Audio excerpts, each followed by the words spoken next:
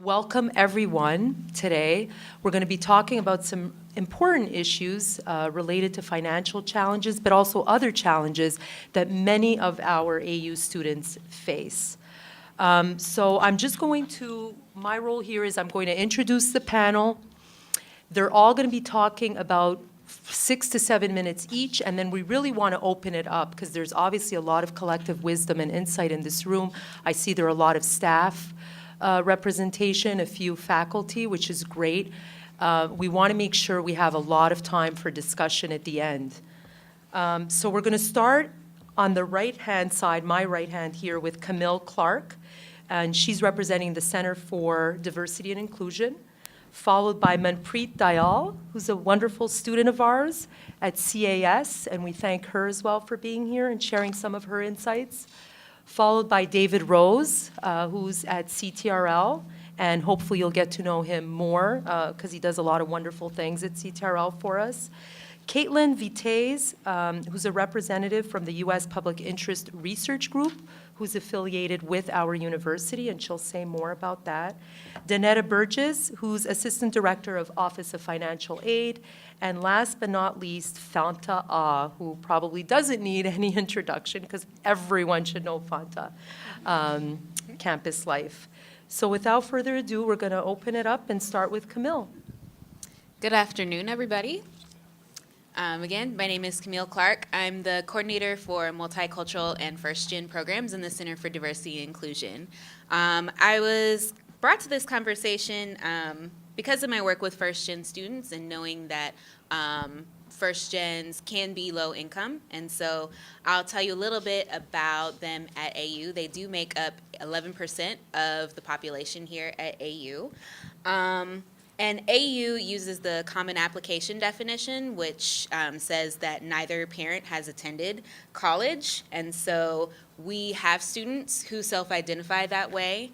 We also have students who identify as maybe their parents or family has had some college, but will be the first to graduate.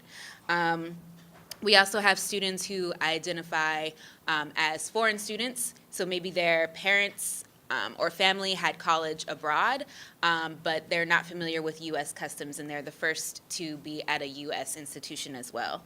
And so in CDI, we welcome anybody who identifies as first gen. It's not really our place to say what first gen is or should be.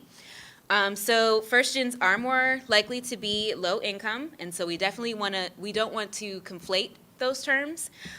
We do have first gens of varying class levels here at AU, but we do know that first gens, based on the research, are more likely to be low income. It is a characteristic they can have. And so you'll see some schools like Stanford or UPenn will have centers or resources dedicated specifically to first gen and low income. So you do see those identities together. As far as that happening at AU and just like some of the things that I've talked with first gen students, maybe not necessarily putting those two terms together, first gen and low income, just kind of based on the stigma that can be around that. And so maybe just doing programs exclusively for low income students. One thing I do want to mention is that the Align conference is coming to GW in March. It's March 23rd through 25th. Align stands for the Alliance for the Low Income and First Generation Narrative. And so they do a lot of work around students, faculty, and staff who are low income and first gen. And so that conference will be here at GW. I'm putting together a group. So if any students are interested in that or you know students who would be interested, please tell them to send me an email, and they can RSVP at a link that I have. And so I do have business cards if that's something that's of interest to you. Additionally, I do work with book scholarship students, and so I actually handle the purchasing responsibilities, and so I can speak to the cost of textbooks for those students. And I can say that with many of the students that I've had, they've had a single textbook that's $275 or more. And so thankfully those students have a book scholarship that can handle those kinds of purchases, but I think a lot about the students who don't have those scholarships and what they do. So Good afternoon. My name is Manpreet Dayal. I am a first-year, second semester, first-generation college student. Thank you. I'm also a second-generation immigrant. And so I know that my parents can't necessarily help me navigate everything that needs to be navigated when coming into college. This is like a completely new experience for me and my parents. So it's kind of like imagining the frustration of a student who goes into college for the first time and is trying to figure everything out, trying to figure out all the resources, the campus, classes, and not really being able to reach out to their parents as much and talk to them about those experiences because it isn't necessarily understood since neither of them were born here. And I am not low income. However, textbooks still provide difficulty for me, not only because of the price, but also because of navigating systems in which to gain textbooks, or being able to look at the syllabus and learning that you should not always get all of the books before the class, because sometimes the syllabus does not have all the books that you actually need, which actually happened to me last semester, where I bought a $200 textbook that I could not return. But I did not use it in the class once. Actually, the professor was a new professor that was teaching the class, so the syllabus wasn't necessarily correct in terms of what we needed for the class. That was unfortunate on my end. And there are just general difficulties that are faced in terms of navigation as well. So this semester I'm taking an astronomy course, and we need a workbook that we're going to be doing work on it every single class. Because of the backup issues and all these things, Amazon, everything's iffy. I got it 3 weeks later. However, even though I bought the book that was new, it was completely filled out. So I have to now learn how to return the book and waste more time in getting the book since since the workbook, it's not given in course reserves. And try and figure out how to get that and still be able to pass and do the work within the class without having the book. And these are just some difficulties that are faced by any student that goes to AU, not necessarily first-generation students. The only implication is that it's even harder to navigate because I don't have the necessary knowledge of what to expect. Well, I do now. And I know one of the things that are helpful for first-generation students is using the resources that are available to us. And CDI has been helpful. The library definitely has been helpful. Course reserves has also been helpful, especially if you're taking the max amount of credits like I am and trying to get all the books for every single one of your classes, which ends up stacking up even if you're not a low-income student, can still provide to be a difficulty because you don't want to be asking your parents for money all the time. You do want to have a job and be able to earn enough money to get books by yourself, but you also want to be able to have enough time to navigate college and be able to look through all of your classes. And I know a lot of students who go through this, and a lot of students who decide not to take a class that they would have been interested in, but don't because there may be too many book requirements, and they're not sure if they're able to get all the books for the class.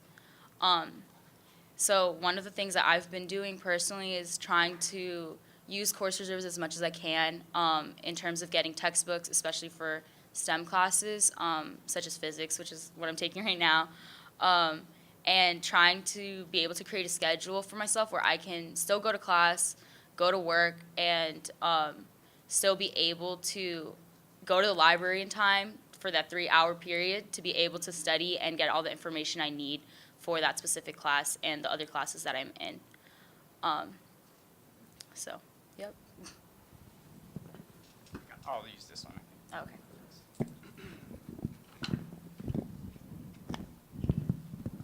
Maybe not. That's good. Hi, everyone. My name is David Rose. Like Maria said, I work in the Center for Teaching, Research, and Learning, and I run our open education program there.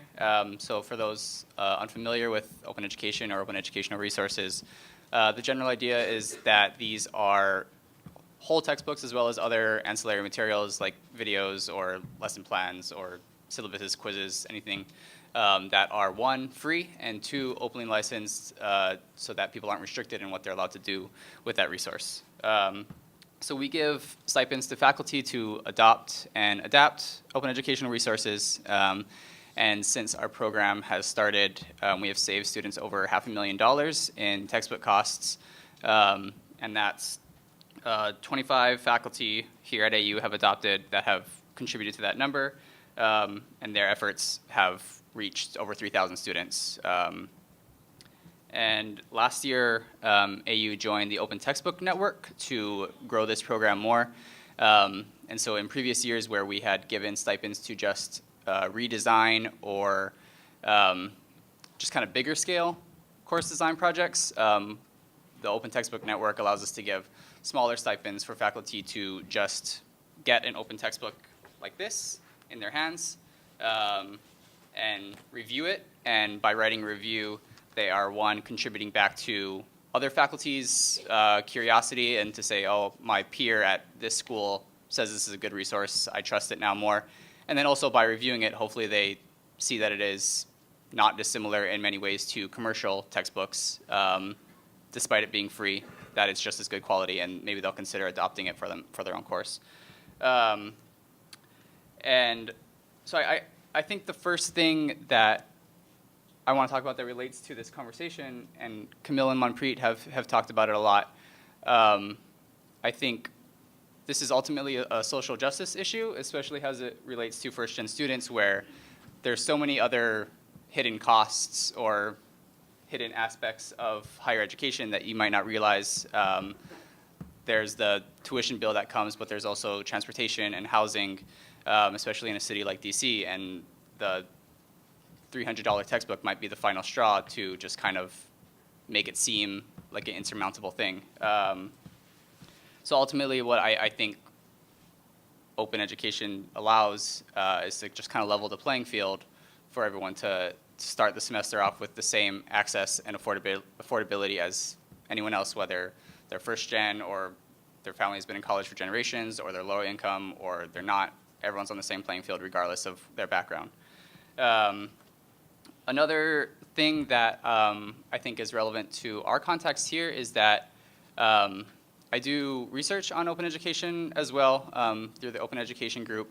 And one thing that we're looking at right now is there's been a lot of national studies that have found that 2/3 of all students don't buy a required textbook, knowing full well that it'll affect their grade negatively.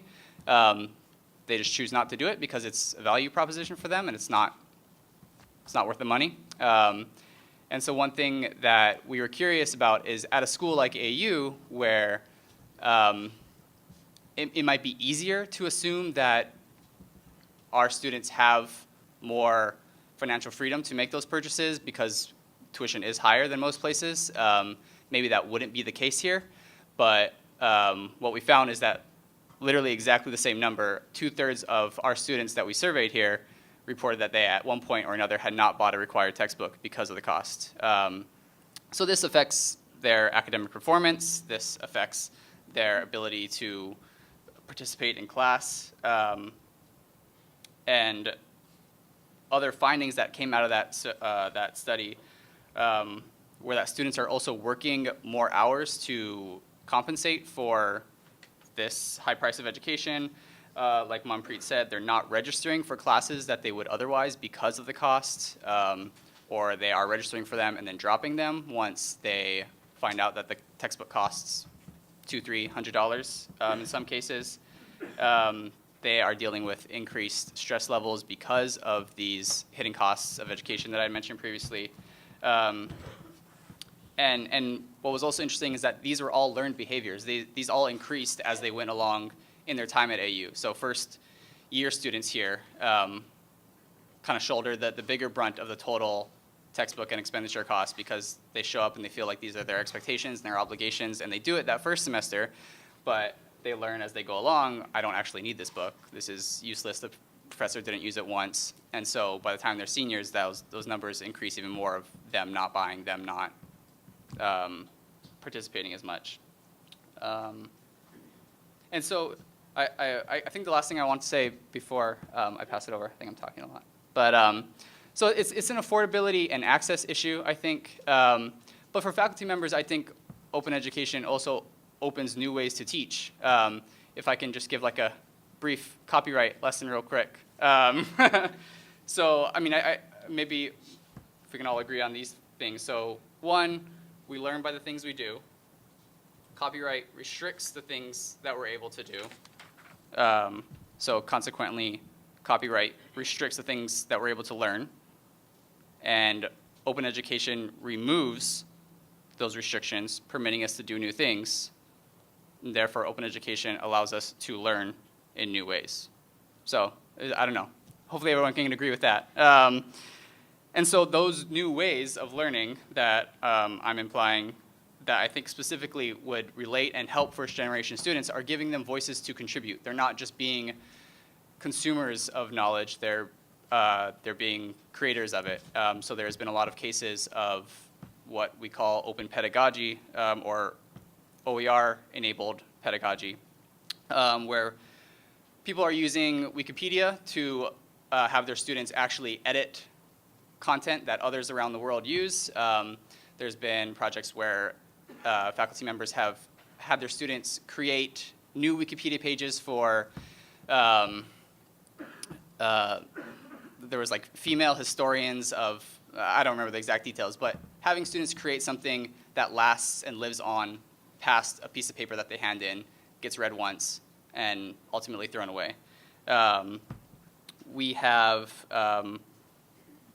faculty members here that, as part of their the Open American program, have gotten a stipend to not just adapt a whole textbook like this, but adapt it as well, because, like I mentioned, these are resources that are free, but also have permission to remix and do new things. And so they have taken 3 textbooks, put them together, and you can involve students in that work too. Have them become authors and have them create knowledge and maybe write problem sets or rewrite sections of a book themselves.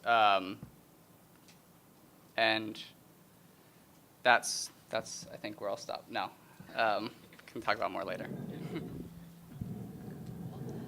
All right. Hi, guys. So my name's Kaitlyn Vitez. I'm the higher education advocate for USPIRG. That's the Public Interest Research Groups. I know that's the sexiest name for a nonprofit you've ever heard.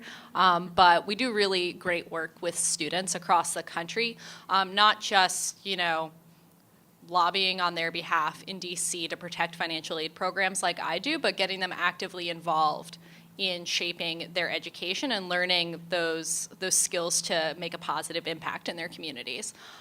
So we work at 50 college campuses across the country, including here at American.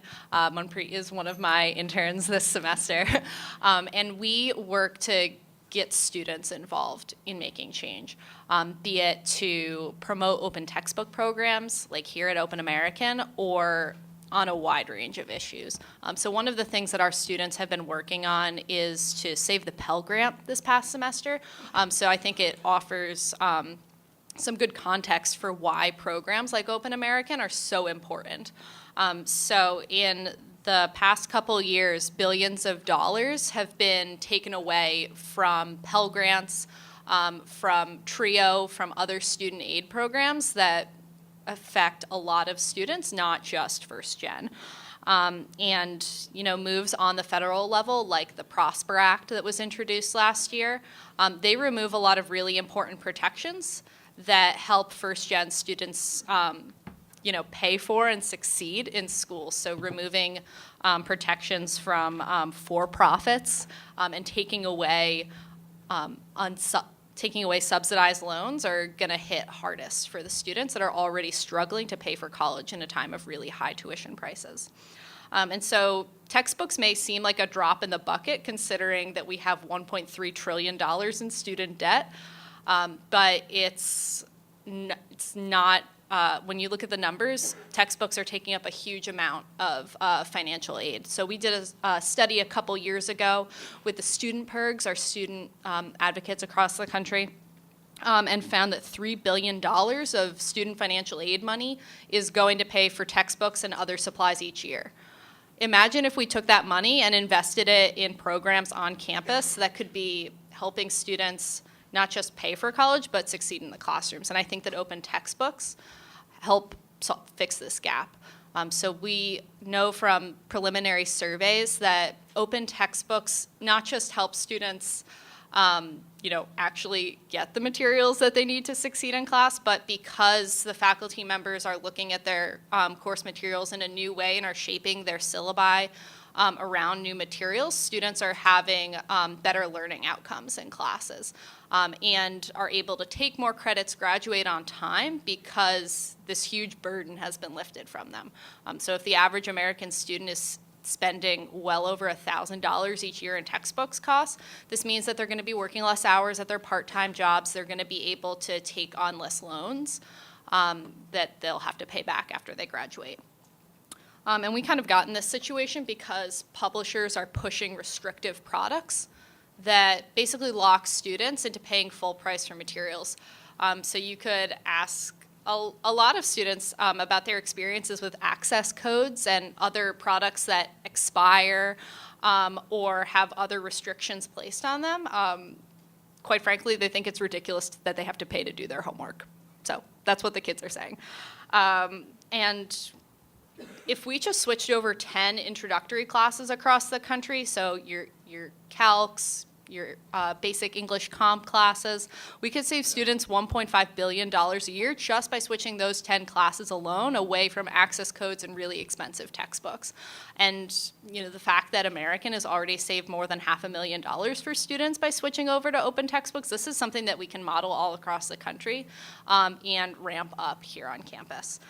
So the American student government has already passed a resolution this semester encouraging faculty to consider open textbooks, consider costs when they are assigning materials.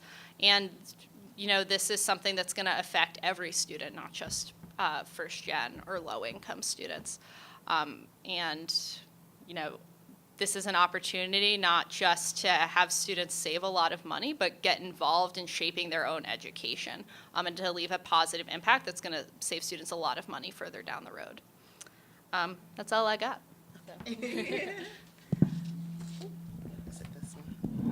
Okay, good afternoon. Can you guys hear me okay? I'm Danetta Burgess from the Office of Financial Aid. So, in looking at it from a financial aid standpoint and how, students face challenges, one thing that our office does for students is talk to them about looking at different resources as far as how to purchase your books, whether you rent your books or other available sources of how you purchase your books. All of our students have a assigned financial aid counselor who they can sit down and discuss those things, and it's something that can be helpful as they go throughout their career, looking at the total cost of attendance here at American. And just, communication, I think that's a big important piece. I always tell students if they have some concerns about purchasing their textbooks, they can also talk to their professors, let them know, this is where I am as far as purchasing my textbooks.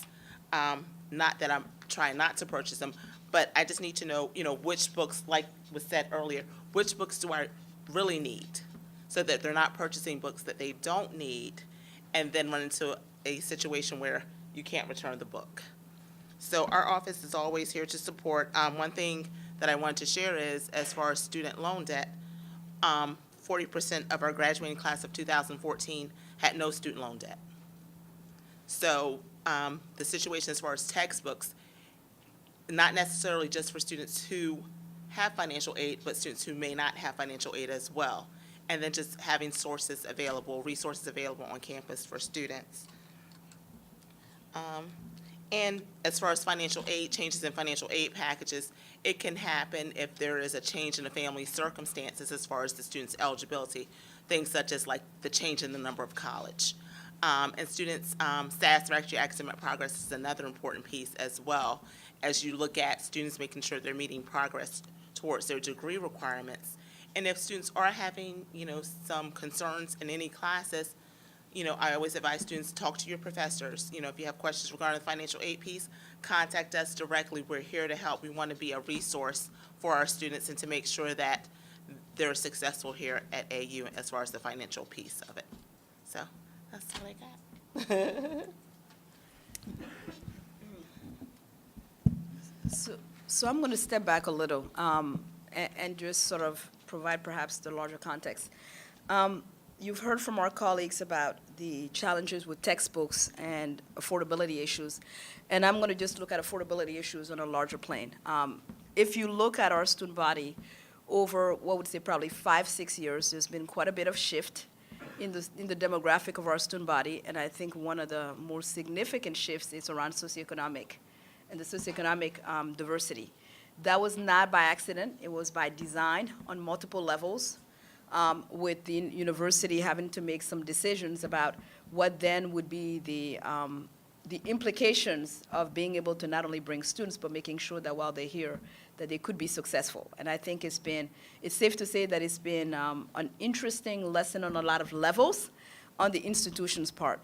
I think context matters a lot because often when we talk about these issues, it's not always clear what is the breadth of the issue and what's the scope of the issue. And I do think that that's something that we need to sort of keep in mind.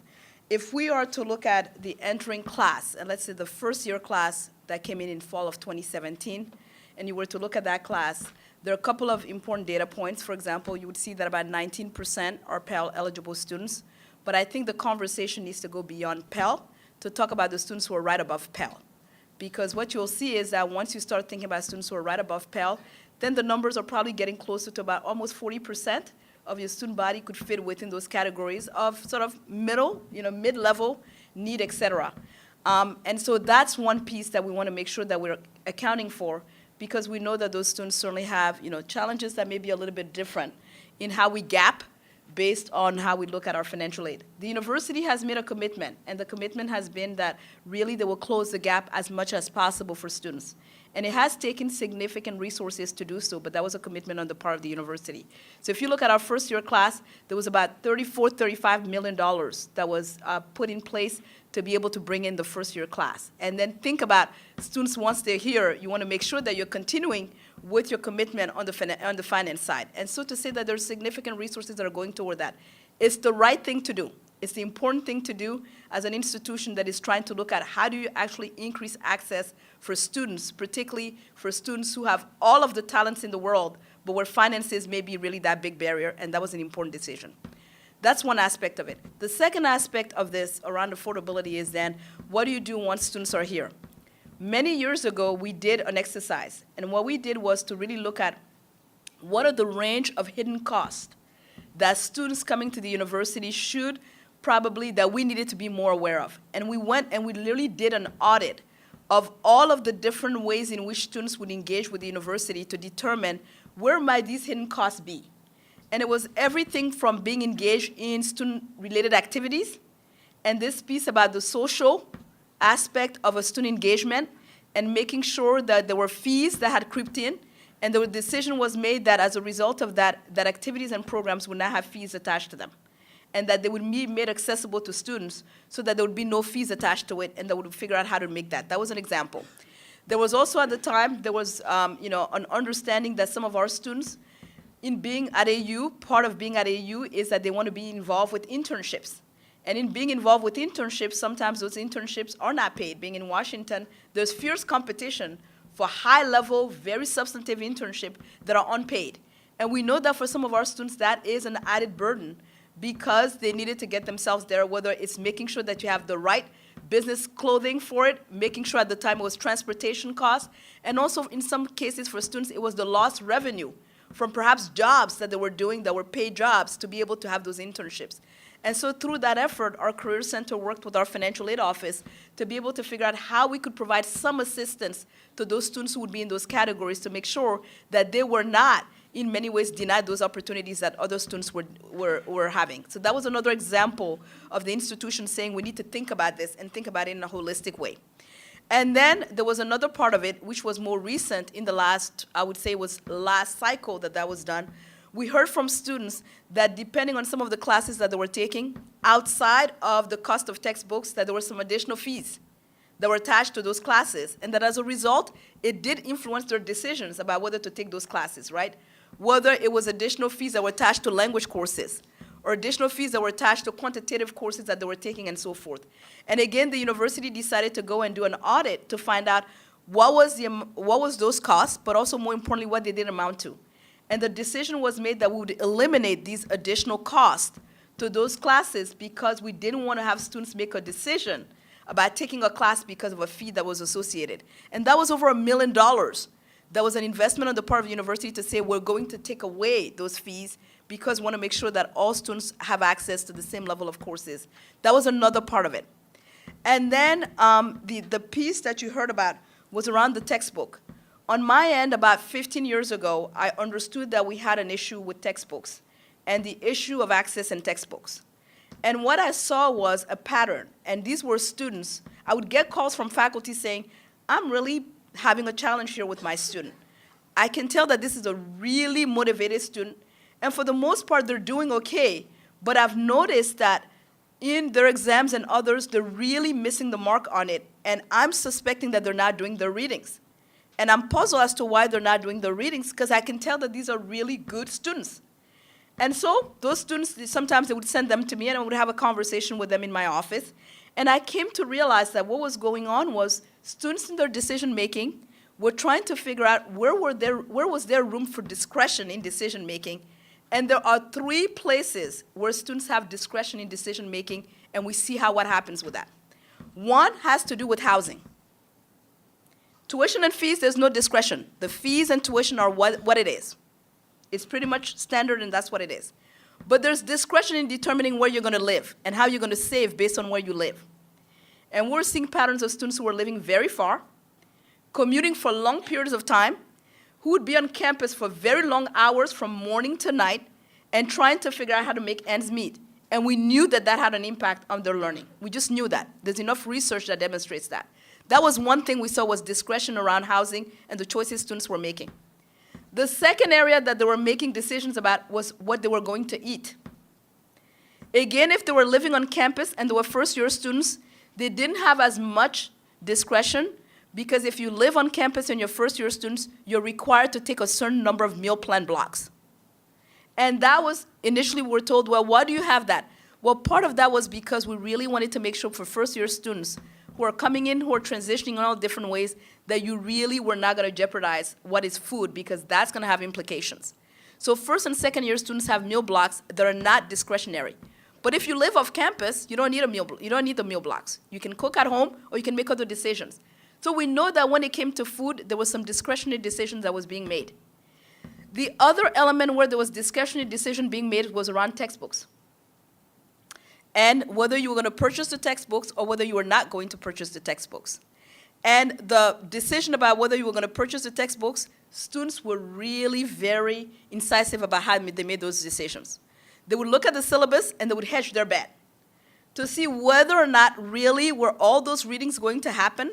Should I get this expensive textbooks or not? Thank goodness to the library. The library had made the decision after we had brought up this issue about textbooks that they were going to have, basically for the general education program, they were going to have those core textbooks available at the library so that students could have that. And then Nancy, maybe when we get into the break, you can speak a little bit about some of the additional steps that you all took around textbooks to make sure that the Reserve and others had that. But one of the things that about 15 years ago on the development side was I began to talk to some folks who had an interest in this area of work and to really try to convince them that if they were thinking about on the development side, that investing in textbooks and scholarship around textbooks was probably a way to go. And so the textbooks program and scholarship that Camille mentioned is the textbook scholarship through the Office of Campus Life that we've worked with. And it's really for students who we find really, again, are very promising students. Things are going great, but they have to make some real decisions about the textbooks, and we do not want them to not get the textbooks that they need because we know that that's going to affect their academic performance. And we've been able to give the scholarship to more students because not only do we have a few of those scholarships that exist, but thank goodness to alumni like the Black Alumni Alliance and also the Latinx Alumni Alliance, they too, understanding that textbooks are a big part of it, have decided to really have their donations and things go toward helping with textbooks. And initially, when we got into the textbooks program, we were purchasing the textbooks with a bookstore. But then as I looked at the price differential, we realized that with Amazon and others, we could actually get much more leverage from textbooks, and we could therefore probably almost double the number of students who are getting textbooks that way. And so we've moved our program model away to be able to give more students access to textbooks. And we also made the commitment that once you're on our textbook program, you will stay with the textbook program until you graduate. So that there's no switch and bait in that way, and then once you've gotten it, as long as you're making progress, then you can count on those textbooks being available to you until you finish your program. We have heard consistently from students about how that's been a transformative experience.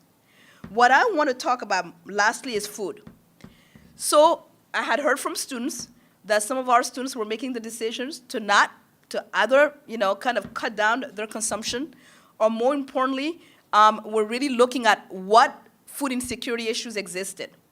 And so in talking to students again, the issue came up about, do we really need a food pantry? In the meanwhile, I was doing some research about national trends, and we're seeing a growing trend of food insecurity on university campuses around the country. And as a matter of fact, there's an organization that has been working with universities on this issue.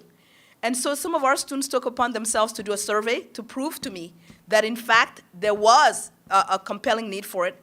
And they sent out a random survey to about 3,000 students, and they had 700 responses. And of the 700 responses, there were a couple of key points that came up from that. One was, we heard from students that as they were looking at this issue of food insecurity, that about 44% of the survey respondents claimed to not have had enough food. Now, how you describe enough food can be, it needs to be addressed. But then we realized that 17% had indicated that they hadn't had inadequate food about 3 or 4 times in the semester. And then about 13% said more than 5 times a semester. So I started to bring students in to have some real conversation around this issue to say, what do you see as potential solution? And in those conversations, it occurred to me that yes, we did need a food pantry at American University. And so we opened up our food pantry this past fall. And in opening up our food pantry, one of the models that has always been important to me is that one of the most difficult subjects in American social life is issues of class. It is very difficult to talk about socioeconomic class in this country. There's so much shame and stigma that's attached to it. And so for students who come to private institutions like American University, one of the things that I've seen is the imposter syndrome. And by the imposter syndrome, what do I mean? We have students who know that their financial bandwidth is of a certain financial bandwidth, but who really want to make decisions that are decisions that would be for someone who has no financial need issues, right? Things like they want an apartment, but it's an apartment building that may cost $1,200. And we're finding ourselves in these difficult conversations about how are you making those decisions and what do you need to understand around the financial responsibility part of that. That's an ongoing daily conversations that we find ourselves having with our students. This is not about judging students on any level, but it is about understanding one's financial situation and also the kind of choices and decisions that we make. Some choices are going to be harder than others, but we have to have those conversations. And so with the imposter syndrome, we have seen much of that in that what student would want to come and admit that they're having challenges on this? So we've seen some students who have found themselves in difficulty, and I've heard from colleagues saying, but they've been in this situation for the past 3 months, and they've spoken to no one about it. Why would they not come to anyone when the financial aid office is there, when the dean of students office is there, when they have their academic advisor there, et cetera, and so forth? And the answer is simple: shame. It's shame. And also, one of the things about our students is that they've developed resiliency. And part of that resiliency is what has gotten them to American University in the first place, is that they've known how to fend for themselves all throughout. So now that they're here, they continue to figure out how to fend for themselves. And sometimes what it means is then the problems has been exacerbated over that period of time, and by the time it gets to any one of us, it is sometimes so difficult to untangle the different parts of it that one of the things we all have a responsibility to do is how do we help people move away from the shame? That is a responsibility that we all have in this endeavor because we've seen what that shame has done for students. The other piece is every model that we've had, whether it's been the textbook model, whether it's been the food pantry model, or any of our model, I've always said whatever we do, we need to make sure that we do it in a way that no students lose their dignity. Because once they feel like they've lost their dignity, then it is less likely that they're going to come seeking assistance. And so we need to make sure that it's done with the utmost dignity. What do I mean by that? It means that in the food pantry model, we've done the food pantry model in such a way that the students who need to access the food pantry, and on some days, we're seeing that in our peak, it's about 20 or 22 students who are accessing it on a daily basis. It means that when those students go to the food pantry, there's nobody else there. They can go and have a sort of grocery-style shopping. There's no one that says, enter or not. They've been given access with their AUID so they can go at any point in time. And the food pantry is open for extended hours, including weekends. Even when we're away during the winter break, we had the food pantry open. When we're away during Thanksgiving, the food pantry was open because I believe that once we have recognized the issue, we need to make sure that the issue is addressed holistically. And my answer has been that the food pantry is only one aspect of engaging in food insecurity. It is not the panacea. It is not the answer all. So we need to be looking at a more holistic approach to how we deal with affordability issues and socioeconomic needs issues of our students across the board. And I'm going to stop there.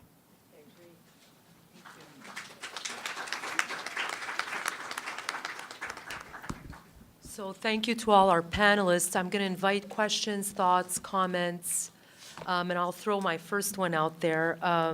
So some of these things I wasn't even aware of, even as a faculty member at SIS now for 7 years. And granted, some of these things are new, including the food pantry. But so my question is, whether it's a student who does have a need, whether it has to do with food or the textbook scholarships, how is this information messaged out to the community, especially in regards to the really important contextual, barriers that you talked about, Fanta, and relating it to shame and stigma, and quote, outing oneself as either first gen, if there's stigma related to that, and low income status. So how is the university thinking about these issues? Is it sort of at a proactive perspective from the student coming in and sort of, relating this need, or are we also trying to get out to the students who are silenced, who are not necessarily going to knock on the financial aid door or the diversity and inclusion door or your door through campus life? So are both of these things happening? Are we messaging out as much as we're trying to refer in? How's the institution thinking about those issues? So, I'll take this and others can chime in. I think it's an important, there's an importance of balance in this, right? So my message to faculty and to everyone is really what we need to first and foremost do is a community of care model. And that community of care model says that, if you see something, say something. And don't necessarily jump to conclusions and begin to label things until you really have more information. So because of this shame, stigma, and everything, my recommendation to faculty and everyone is, first assume that every student who's here belongs at American University. Start with that assumption. And what do I mean that they belong here? These students have demonstrated that academically they're here. When it came to the financial aid, they've worked out through all of the different mechanisms with our financial aid office in terms of what's feasible and what's there. So start with that they belong here. Once you've realized that as faculty and as members of the community, when you see a student who is not doing very well, the first and most important thing without starting to label is make sure you know what the resources are to get the students to the right place. Whether it's you first engaging the student in a way that allows for their dignity to be preserved, whether it's through your office hours and others, but then also understand that not every student is comfortable talking and disclosing all of that information, but get them to the next best place. And that next best place might be the Dean of Students' office, it may be the academic advisor, or it might be the financial aid office. But among our various offices, inevitably we'll get to the place where we'll get the full story. The other thing is that the story is never complete. As someone who's worked in this area, I can tell you, I get calls all the time. And in getting those calls, I hear about really very distressing stories.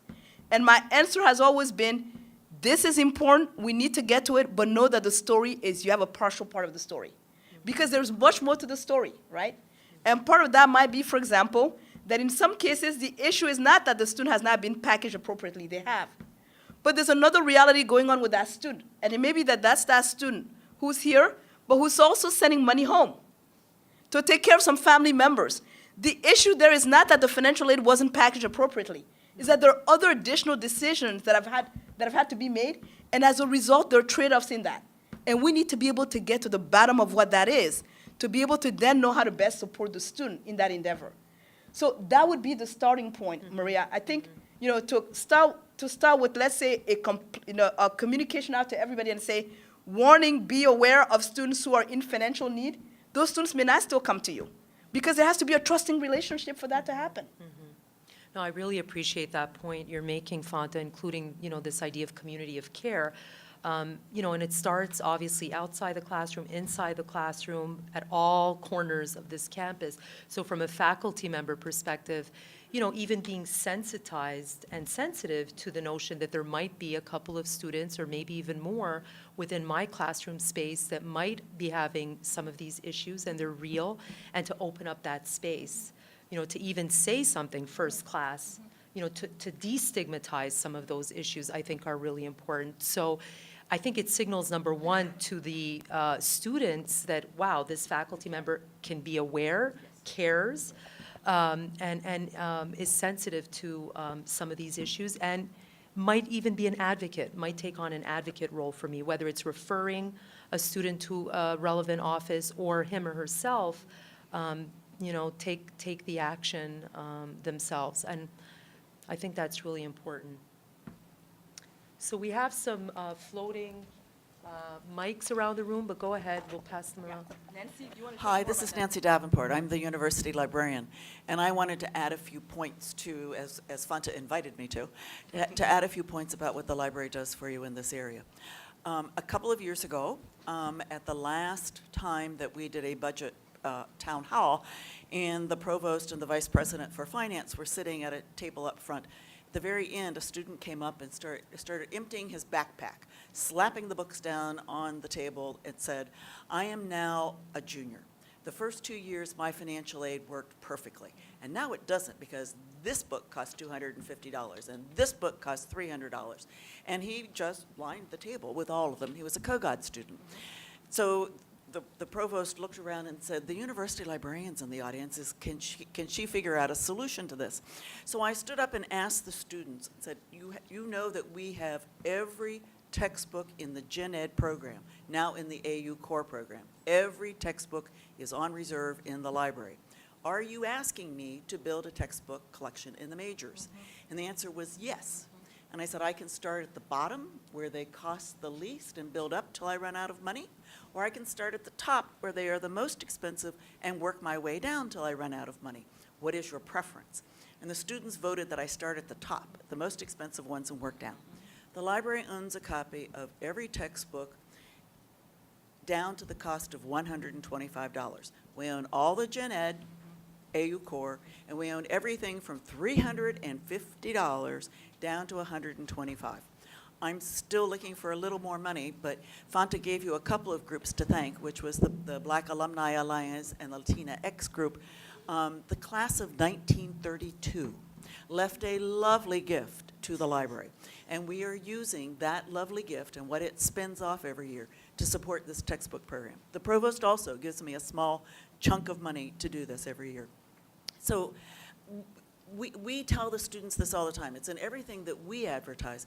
But faculty members and staff, if you can get this to the students, scanning is free for them. We have 4 scanners set up that are high production scanners, and they may come in and scan an assignment.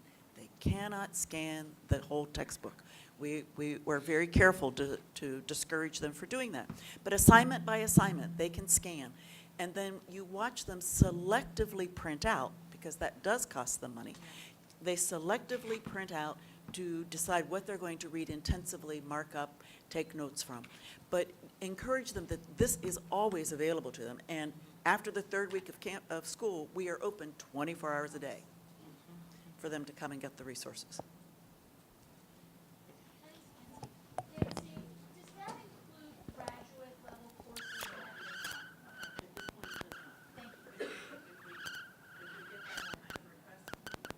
We'll figure out, if we get that kind of request, we'll find somebody else beside the class of 32.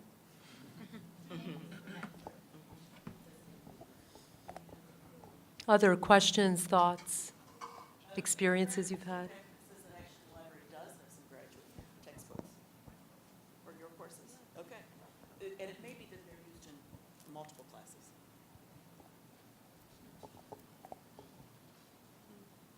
Yeah, go ahead and then we'll have Jill.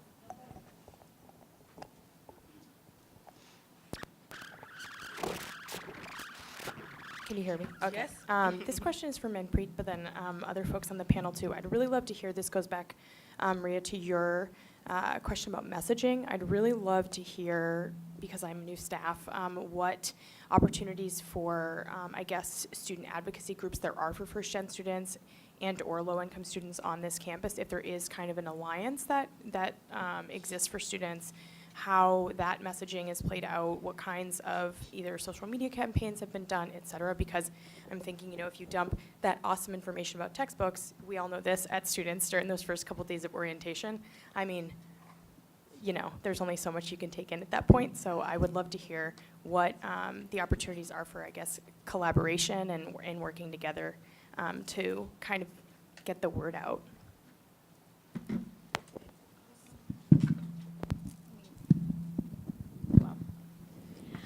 Okay, thank you for your question. But I know that during orientation week, yes, it was so much information to take in. I honestly didn't really know what to do with myself because I was just trying to take in all this information and trying to remember all of these key points. Like, these are all the resources I can use. This is what I might need depending on what happens.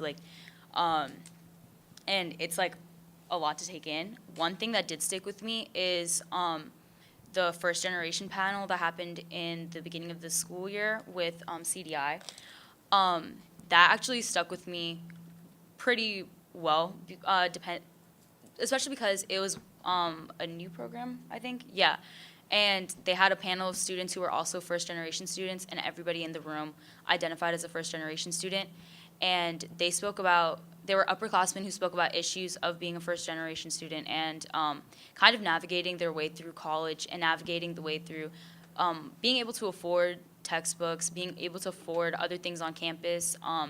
They talked about other issues such as the issue of shame, the stigma within the school, and within, honestly, everywhere about socioeconomic status, and about how you can only say no to go to brunch with your peers so many times before they start thinking that you don't like them, and not wanting to admit that it's not actually that you don't like them, it's I can't afford to go out and eat in DC every single day or even once a couple of weeks because I have to prioritize my school with being able to make friends and having like a social life within the school.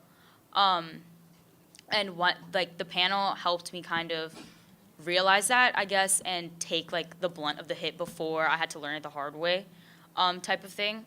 And it helped me also associate that not all low-income students are, not all first-gen students are low-income, and that there are different resources within the campus that you can use that can help you, even if you're not a low-income student, and even if you fall in that range in between. So yeah. And I'll also say that there is a collective of first-gen students called the First Generation Family. And so if you have students that are interested in that, please tell them to email me. Again, I've got business cards, but it's a group that meets. They're first-gen, and they talk about things that AU can do to better support them, and we have programs and different things like that. And so that's an opportunity. I think one of the other things is that a lot of research speaks to the deficit model around first gens and low income students. And I think it's important to push that these students are resilient, they are persistent, they're tenacious, they're hardworking. And so making sure that we have messages out there that say those things. And so saying, hey, you're great, you're awesome, like please join the family, join CDI, use this as a resource.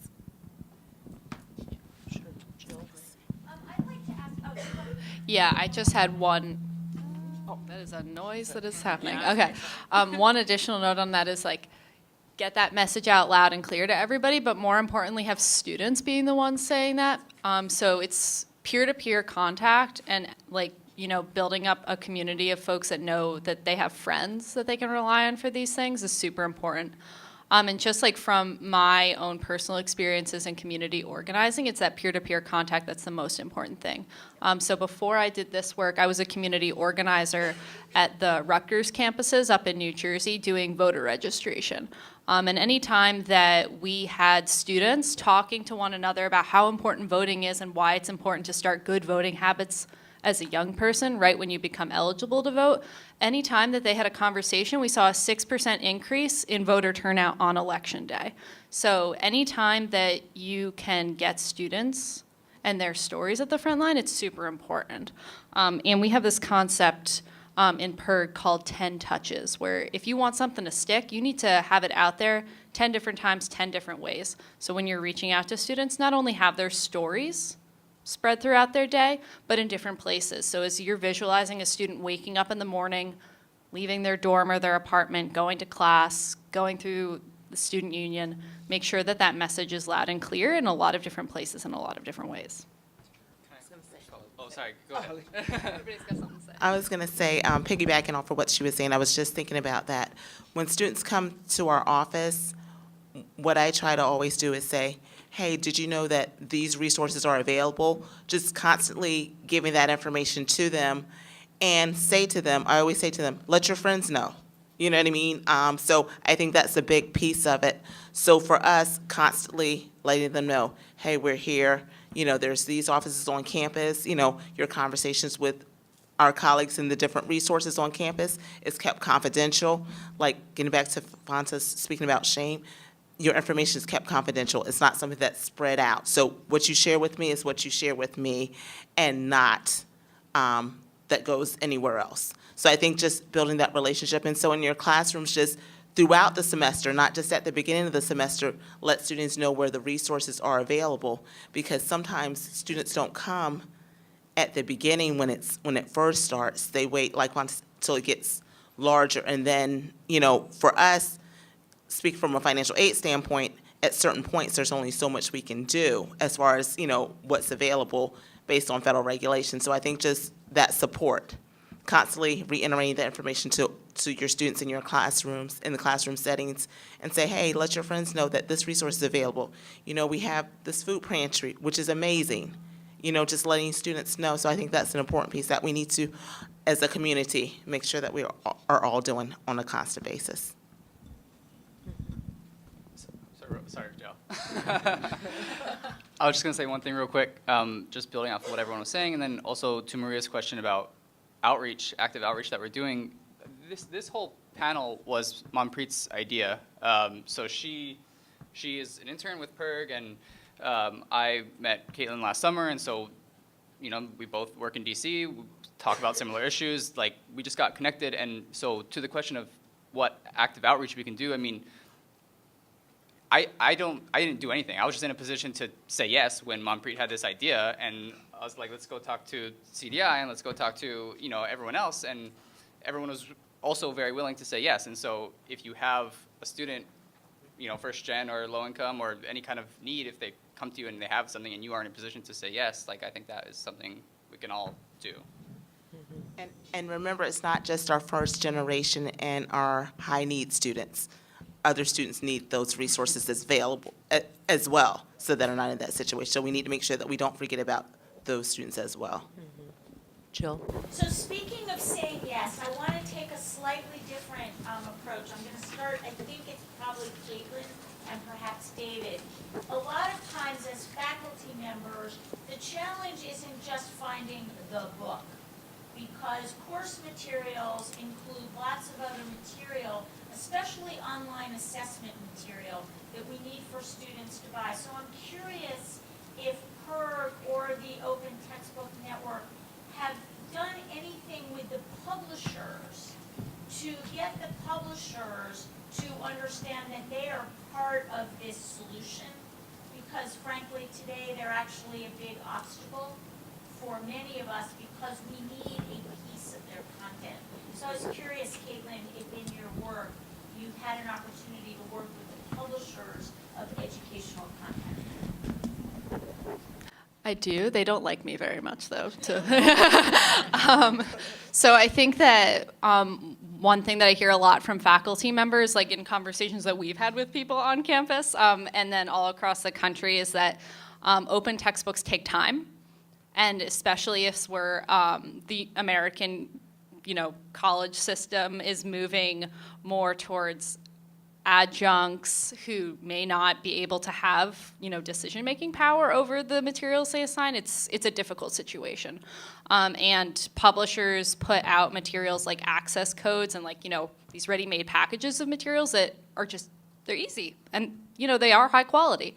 But open textbooks go beyond just a price point, and they make a statement about the fact that, education and information should be a public resource rather than something that, you have to pay hundreds of dollars for.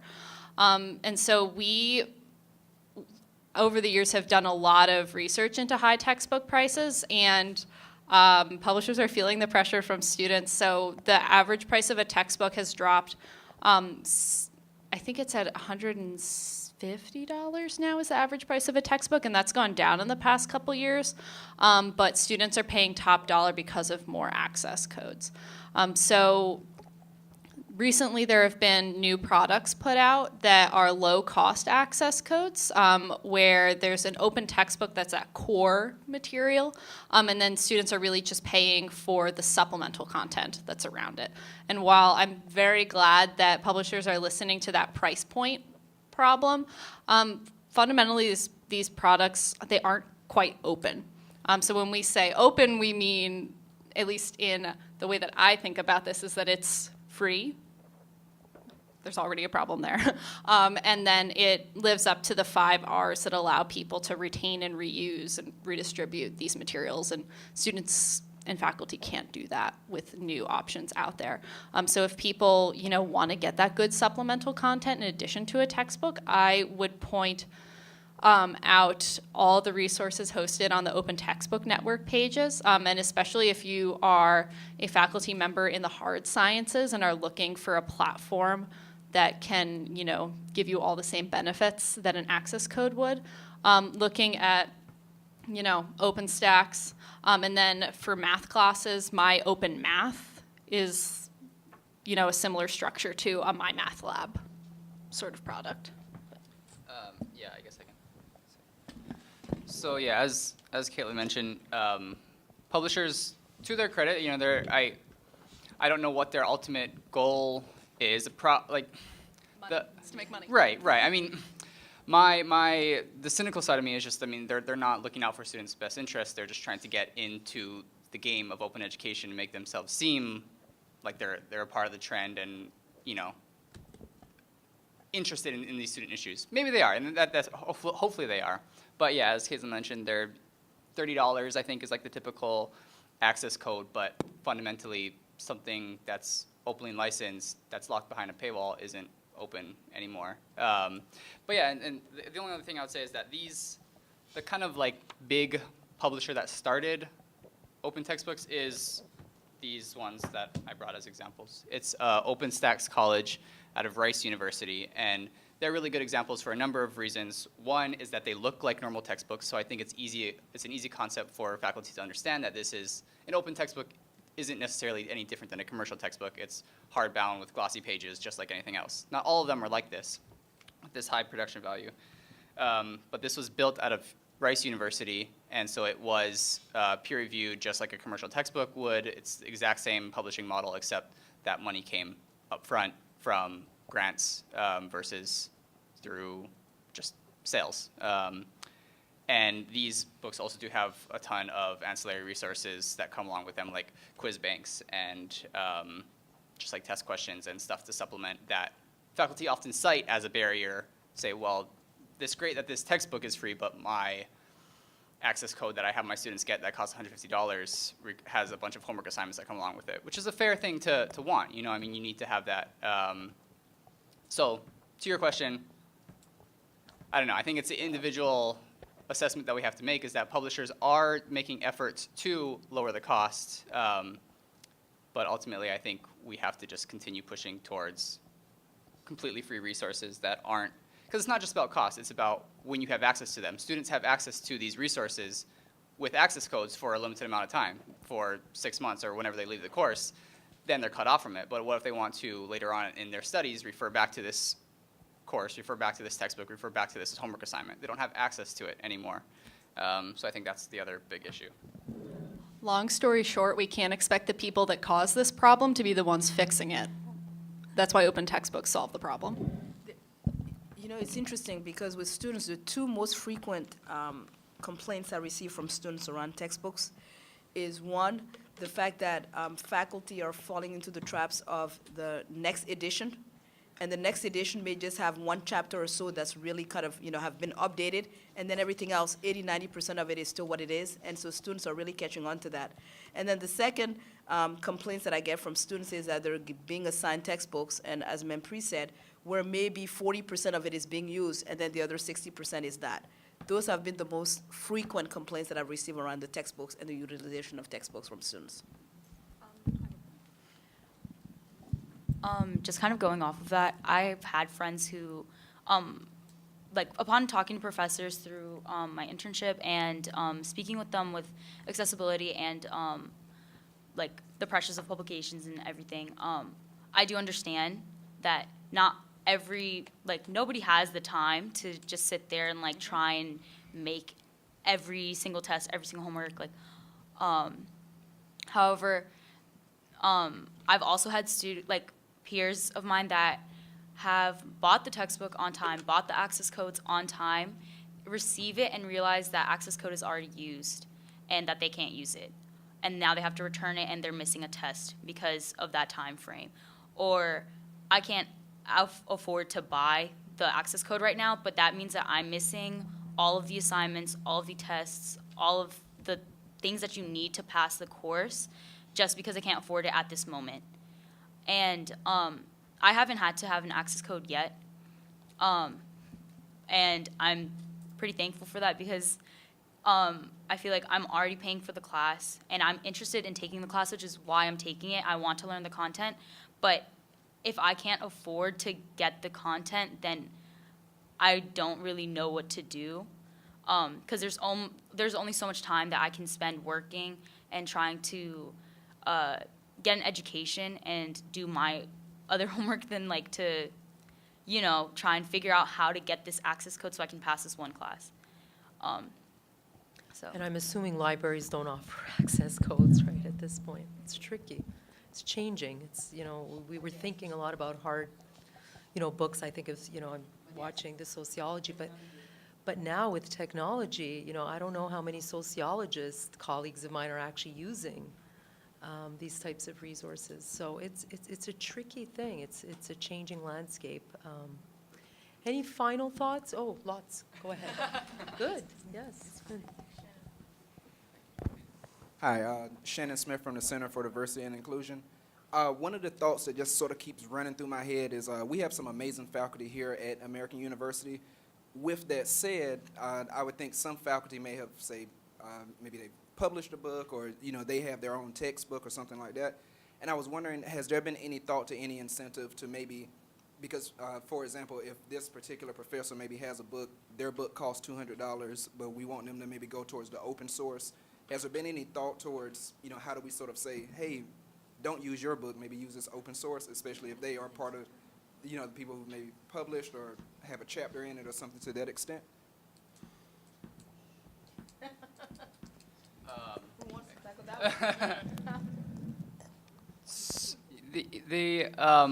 So I guess I have two thoughts. The stipends that the Open American program offers to faculty hopefully does entice some of those cases where a faculty is writing their own book, and the stipend that we give them is just a little financial bump to, it's super small, it's very small stipends, but just to give them a little bit more incentive to open or license it under an open license. There is someone in math stats who is hopefully doing that later this summer in the fall. So I do know there are some faculty doing that. In terms of having faculty use their own book in a class that they are teaching and wrote the book for, that is just something I think is kind of icky, and I don't really know how to address that. Seems a little weird to have your students forced to be buying something that you wrote yourself. But yeah, I don't know if anyone else has any thoughts on how to address that. I mean, I don't want to speak for all faculty. I imagine it's probably a very small minority, I want to say, of faculty who would have their students buy their books. Marilyn, you're shaking your head. I mean, I certainly, I'm thinking of it from an ethical perspective. I would imagine that, photocopying some chapters, I'm assuming that the whole book is not going to be entirely used because you want other sources, hopefully, and not your own perspective alone being represented in the class as far as content is concerned. But Marilyn, you're shaking your head. I would not do that. I personally would not have my students buy.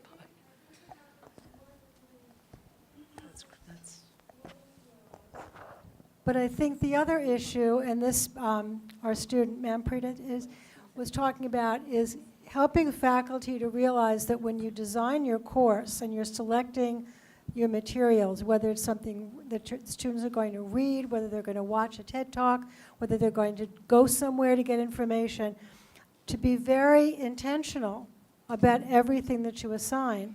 And I think that's where some of the problems begin. Everyone is using this textbook, so I'll use this textbook. The publisher comes out with a new edition, so I'll use the new edition, rather than looking to see, does the new edition really have new information? In some courses, that's critical. I've had faculty in the psych department or in the sciences say, I need the most updated information. The textbook I've used for Ed Psych over the last 10 years has not changed very much, but Pearson just keeps putting out new editions every year, upping the cost to where it's completely impossible. So I went to an OER. But I think this gets back to the message that faculty is getting from their individual department chairs. How do you select course materials? Are faculty selecting books they themselves haven't read? I always used to say to faculty, that's really not a good idea, to be assigning something that you haven't read. So this is a much bigger problem, I think, than, and the library has great resources, but they don't have everything. And like you said, they can't have access codes. And the reason, going back to what Marilyn talked about, I mean, part of the reason why the problem is complex is it has to do with the assumptions that are made, right? There's an assumption that if a student is coming to American University, given the cost of tuition and fees, that certainly they should be able to afford their textbooks. I mean, there's just an assumption that's made. And so based on that assumption, I think on the part of some of our faculty, they're not going then to the next step, which is to say, what might be some ways in which we can kind of cut down on cost? What might be some ways that we can be creative about that? And I know specifically when this issue came up. Several years ago with Maryland, we sat down and we had to come up with a draft communication that was going out to faculty, going back to your communication question about how do we raise awareness, where there was literally giving them 3 or 5 ways that they could look at the cost issue and ways in which they could, in some ways, remedy the cost issue piece of it. But there's a disconnect again, and that disconnect has to do with the difficult conversation about socioeconomic in our society and in higher education in general. Yeah.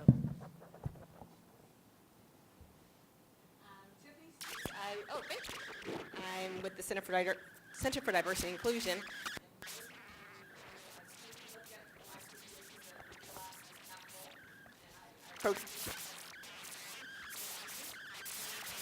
a conference at UPenn called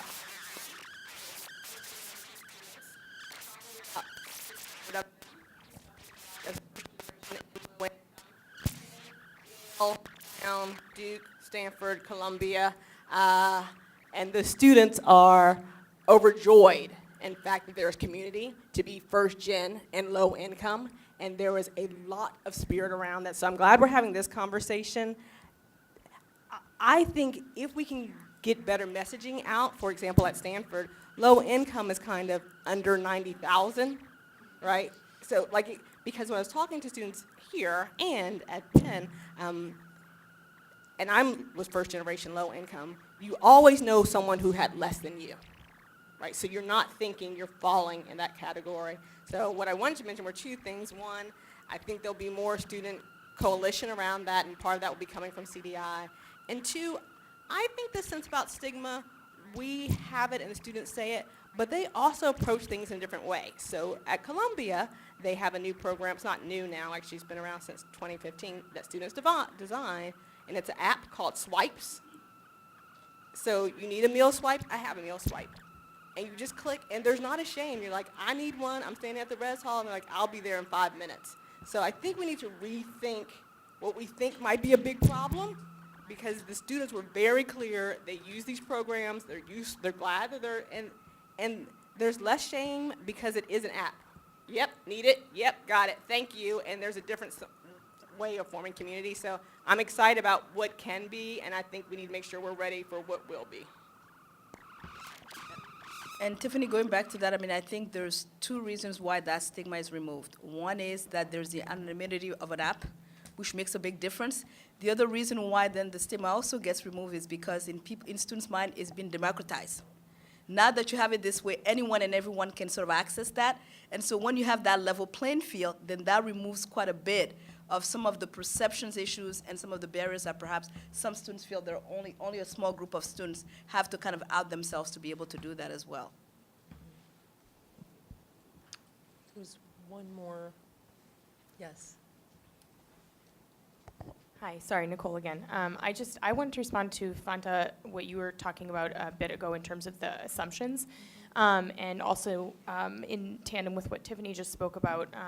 When we're talking about why this is a social justice issue, it's because just like you were talking about, there's this assumption that students come on this campus and they, based on the price tag, based on what, the historical level of socioeconomic status is for incoming students, they should be able to buy. But then there's this other assumption that it goes with laptops, it goes with textbooks, it goes with other things that have a cost associated with it, right? That say, oh, well, that should be enough for students. Like, we're already doing enough for them. And the reality is, and that is still causing a hierarchy, right? Which means that we have institutions across this country that are perpetuating social inequalities and inequities. And so if we're not really taking not an equal approach, but an equitable approach to meeting students where they are, then we're just going to be perpetuating the same issues, the shame, and the lack of conversation, because they're not going to have the resources or the opportunities to engage with others and engage in opportunities in the same way as their more financially privileged peers. So, and I'm speaking also from the perspective of being first gen and low income, so. No, absolutely. Yep. Well said. Final thoughts from any of our panelists, audience? There's some handouts by the sign-in table. So on your way out, if you haven't grabbed one, just please grab those. I think there's some resources to look at and how to get in touch with us. I've got some email contact information here. Thank you all for coming. Our next, yes. Ooh, can I more have round. one? Thank you. Can I have one plug? Yes, and then I'm going to have Cool. the final plug. Go ahead. All right, so I mentioned that Manpreet is working with me as an intern. I'm looking for interns for the rest of the year. So if you have students that want to work on issues related to higher ed affordability, definitely shoot me an email so I can get in contact with them. I'm also on campus the next 2 days, trying to get in touch with seniors who are interested in political organizing in a lot of different forums and states. So if you know seniors, send them my way too. Thank you, Kaitlyn. Our next noontime conversation, if you want to mark your calendars, if it's of interest, March 6th, 12 to 2, MGC 3 and 4, and it's with regards to navigating political diversity in the classroom and beyond. So it's not just as it relates to faculty, but the larger community as well. March 6th.